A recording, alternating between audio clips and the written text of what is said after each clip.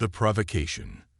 The Galactic Council had classified Earth as a Class 3 developing world, technologically advancing but still confined to their solar system, politically fractured but showing promise of eventual unification. The humans were considered curious, adaptable, and remarkably resilient for such short-lived beings. Still, no one in the vast expanse of the 17 major galactic powers considered them a serious factor in interstellar politics. That was the Drevix hegemony's first mistake. Supreme Commander Vox there stood on the command deck of the inevitable Dominance, his flagship and pride of the hegemony's expansionist fleet. His iridescent scales shimmered in the dim blue light as he reviewed the tactical displays. Earth hung in the viewscreen before him, a blue-green jewel against the darkness of space, blissfully unaware of what was about to happen. Final communication from the Grand Hegemon, announced his second-in-command, sliding a crystalline data tablet toward him. Voxer's inner eyelids flickered as he absorbed the message. The orders remained unchanged. A demonstration of hegemony power to the Galactic Council. Earth was chosen precisely because it was under unofficial protection of the Arcturian Alliance, the hegemony's primary political rival. The attack would serve as a statement: cross the hegemony, and even your protectorates would suffer. Commence the operation, Vox there commanded, his voice carrying the dry rasp characteristic of his species. Target their largest population centers. Limited strikes only. We want to create fear, not extinction. The weapons officer, a younger Dravix with scales still bright with youth, hesitated. Commander, our intelligence suggests that despite their technological limitations, humans have demonstrated unusual. Your concerns are noted, Vox there interrupted. But the Grand Hegemon has spoken. Begin the bombardment. Across the fleet, 18 warships positioned themselves in perfect formation around the planet. The humans' primitive detection systems had only just registered their presence, and frantic communications were flooding the spectrum. Military forces were mobilizing, but their response was pitifully inadequate against vessels that had conquered stars. The kinetic bombardment began at precisely 700 Universal Standard Time. 23 relativistic projectiles entered Earth's atmosphere, each targeted at a major city on different continents. The weapons were designed to maximize terror while limiting absolute destruction, a perfect instrument of political warfare. New York, Mumbai, Shanghai, London, Cairo. Each impact unleashed energy equivalent to a small nuclear weapon, but without radiation. The hegemony wasn't barbaric, after all.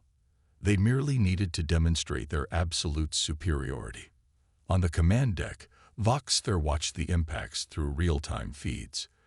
The destruction was precisely as calculated, terrible, yet controlled. Millions dead, but billions would survive to spread the message. Resistance against the hegemony was futile. Message from Galactic Council incoming, reported the communications officer. The Arcturian representative is demanding an emergency session. As expected, Vox there replied, satisfaction evident in his voice. Prepare for departure. Our message has been delivered. As the fleet disengaged from Earth orbit, Vox there allowed himself a moment of reflection. The humans would recover, eventually. They might even be granted membership in the Council as a consolation, becoming another minor species that understood its place in the greater order. The Arcturians would protest, threaten sanctions, but ultimately accept the new reality. The balance of power would shift, ever so slightly, toward the hegemony. Yes, a successful operation indeed. 3 days after the bombardment, the Galactic Council convened an emergency session. Representatives from all 17 major powers and dozens of minor ones filled the grand chambers on Proxima Station. The Arcturian delegation, led by Ambassador Eliazon, had formally accused the hegemony of violating at least 12 interstellar conventions. This unprovoked attack on a developing world demands immediate and severe consequences. Eliazon's melodic voice echoed through the chamber. The Arcturians, with their crystalline skin and flowing movements, always managed to appear both ethereal and formidable. Earth was under our unofficial protection, as all members of this council were aware. The Dravik's representative, Sub-Hageman Calvas, responded with practiced indifference. The hegemony acknowledges no such protection. Earth is an unaligned world, and our operation was a limited security action in response to human signals that could be interpreted as hostile. The debate continued for hours, with various delegations taking sides as political alliances dictated. Throughout it all, one observation went largely unnoticed. The human representatives, usually eager to participate despite their observer status, were conspicuously absent. Finally, Grand Arbiter Jolak, the ancient Thandorian who had served as head of the council for over 3 centuries, raised his gnarled hand for silence. "We have received a transmission from Earth," he announced, his voice carrying the weight of millennia despite its softness. "They have requested it be played for the full council." The chamber's massive display illuminated, showing a single human female standing behind what appeared to be a simple wooden podium. Her dark skin contrasted with the white military uniform she wore, adorned only with a small insignia representing planet Earth. Her expression betrayed no emotion whatsoever. "I am General Maya Santos, appointed spokesperson for the United Earth Defense Force," she began, her voice steady.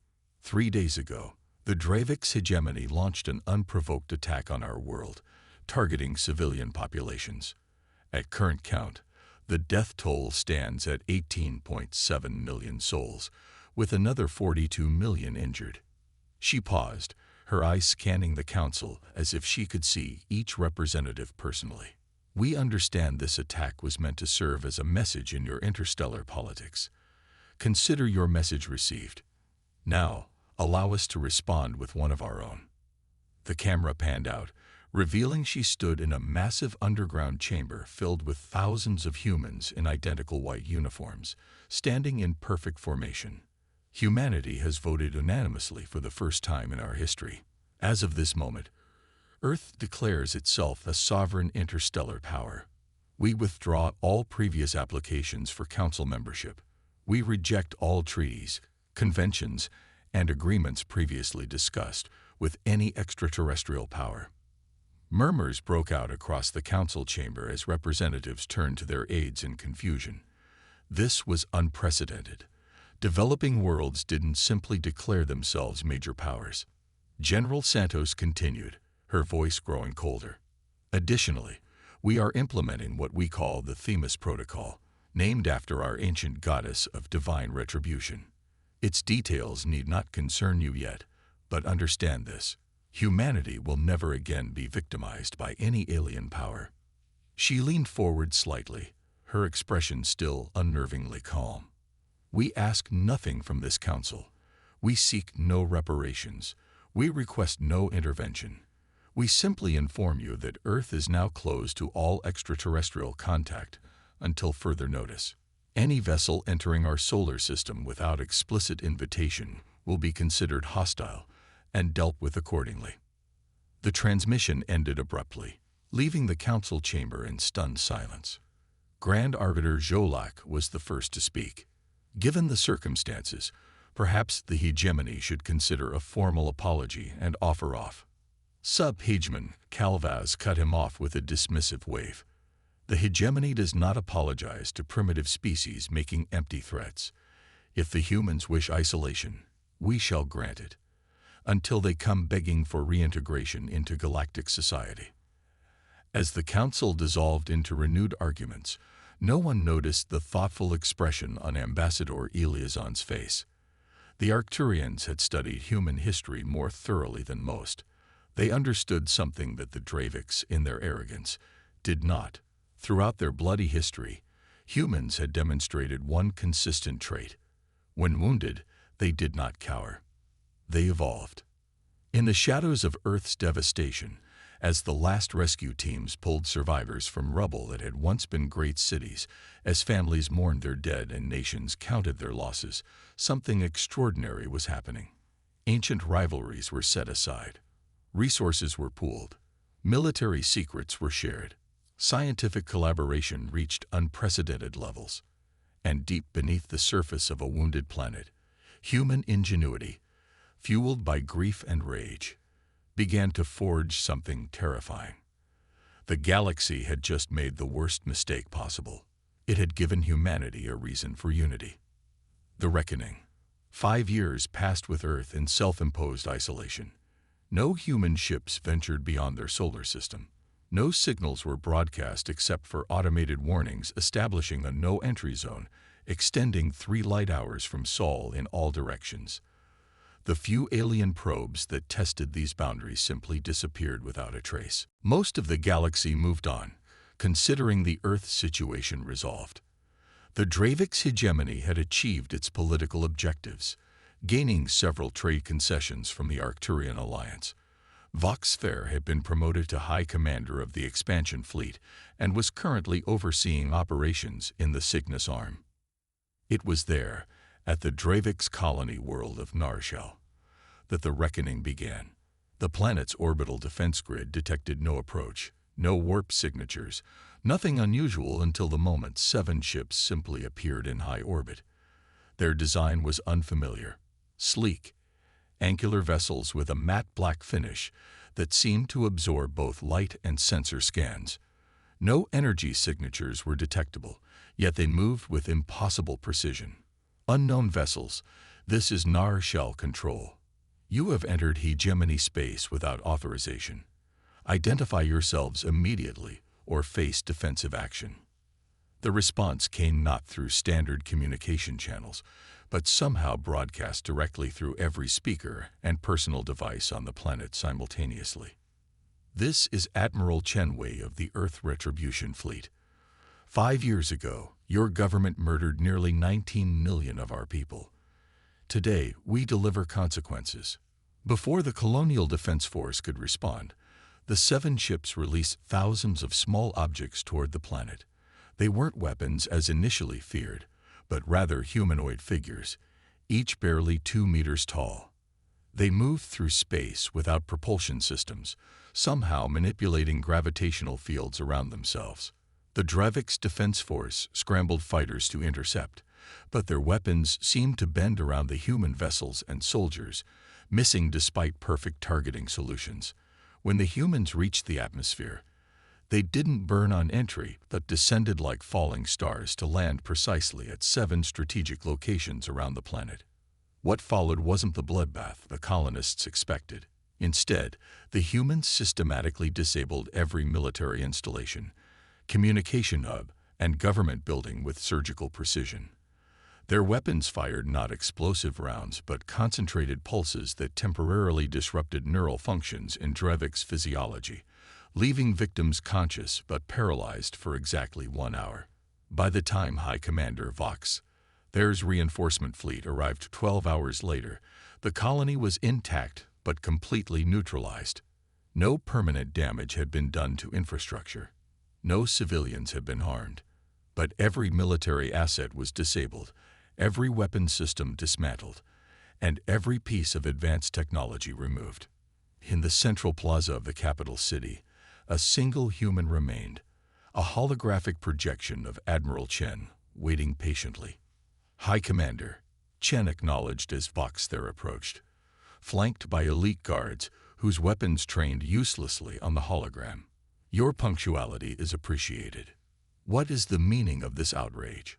Vox Fair demanded, his scales flushed with rage. This act of war will bring the full might of the hegemony down upon your world. The human's expression didn't change. No, it won't. Your fleet's targeting systems are currently non-functional. Your quantum communications have been severed. But more importantly, at this moment, identical operations are being conducted at 26 other hegemony worlds, including your homeworld of Dravi Prime. As if to confirm this impossible claim, Vox Fair's emergency communicator chimed with the hegemon's override code. The message was brief and unthinkable. Stand down. Negotiating terms. Admiral Chen continued, his hologram walking a slow circle around the stunned commander. 5 years ago, you thought us primitive. You saw our political divisions and technological limitations and calculated that we posed no threat. That was a fundamental error in judgment. The hologram gestured, and the air filled with projections showing human ships, hundreds of them, in orbit around various Dravix worlds. None had been detected before they revealed themselves. We could have responded with equal brutality, Chen said, his voice devoid of emotion. 19 million lives would mathematically justify the same toll extracted from your worlds. But unlike you, we do not target civilians to make political statements. Voxther's inner eyelids flickered rapidly as he processed the implications. What do you want? Justice, Chen replied simply. The Dravix hegemony will immediately relinquish all territorial gains made in the last 5 years. You will withdraw from the Arcturian border completely. Every official involved in the decision to attack Earth will surrender themselves for trial under human justice. And if we refuse? Voxther's voice had lost its commanding edge. The hologram smiled for the first time, and it was a terrifying sight.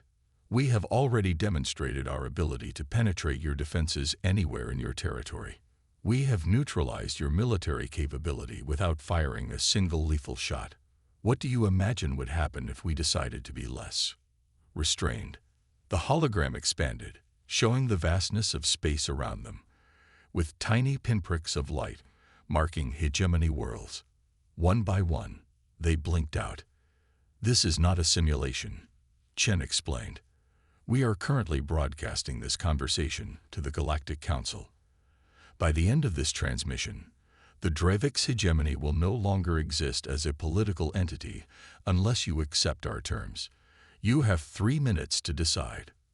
Voxther, the decorated commander who had orchestrated campaigns across 12 star systems, found himself doing something unprecedented in his career. He surrendered. The emergency session of the Galactic Council that followed lasted 17 days. Representatives from every world watched in stunned silence as humans systematically dismantled the military capability of what had been the third most powerful force in the galaxy. Human representatives finally returned to the council chambers, not as observers but as equals, despite never having applied for full membership. General Santos, now bearing the title of Earth Ambassador, addressed the assembly. For thousands of years, humanity fought itself. We spilled our own blood over territory, resources, ideology, and sometimes simply fear of those who were different. We nearly destroyed ourselves multiple times, but we learned from each catastrophe, each genocide, each war. She gestured to the delegation beside her, humans of every ethnicity, some bearing visible cybernetic enhancements, others appearing completely ordinary. When the Dravix attacked us, they did not realize what they were truly striking. Not our cities, but our memories. They reminded us of our own bloody history and the lessons we had paid for with billions of lives throughout our development. In our isolation, we achieved what might have taken us centuries otherwise. True unity. Ambassador Eliazon of the Arcturian Alliance stepped forward. What Earth has accomplished technologically in 5 years should have been impossible. The physics alone is quite straightforward once you stop limiting yourselves to conventional models, Santos interrupted. Our quantum displacement drives, gravitational manipulation fields, neural inhibitor weapons, all of these were theoretical projects before the attack. Necessity accelerated our work. Grand Auditor Jolak raised his ancient hand. What does Earth want from this council, now that you have demonstrated your capabilities? Santos surveyed the chamber, meeting the eyes of each major representative before answering. We want to establish a new protocol, which we call the Sentinel Accord. Under its terms, any act of aggression against a developing civilization will be considered an act of aggression against all signatories. Earth will serve as the primary enforcement body, but we welcome others to join us. She paused, letting the implications sink in. Humanity remembers what it means to be vulnerable. We remember what it means to be victims. We refuse to allow what happened to us to happen to others. This is not a request for your approval. This is a statement of what will be. As the council erupted into discussion, Ambassador Eliazon moved closer to Santos. "You've changed the balance of power in the galaxy overnight," the Arcturian whispered. "Many will fear you for this." Santos nodded slightly. "Fear can be useful when it prevents atrocity, but we hope in time to be respected rather than feared." Eleazon's crystalline features caught the light as she studied the human. "Your species had a saying, I believe. Speak softly and carry a big stick." For the first time, Santos smiled. "We speak softly now. The galaxy has seen our stick." As the council debated into the night, a new reality settled across the stars. Humanity had arrived on the galactic stage not gradually, not through the usual channels of development and integration, but in a single decisive response to violence. The message was clear to all. Those who dare to harm humanity would find the universe itself insufficient shelter from their wrath. And yet in their restraint, their refusal to exact the same toll they had suffered, there was hope. Humanity had emerged not just as the galaxy's newest power, but potentially its conscience. The stars would never look quite the same again.